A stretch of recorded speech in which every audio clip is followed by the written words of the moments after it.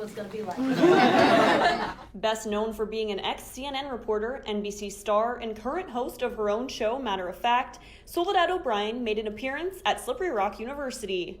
She spoke about her documentaries Black in America, Latino in America, and Gay in America, as well as a special piece she did on the women heroes at Ground Zero during 9/11, called Beyond Bravery.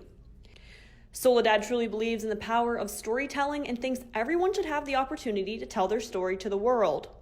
How do you recognize at a point in your career, I'm comfortable where I'm at, this is it, this is what I want for myself? I've never been there.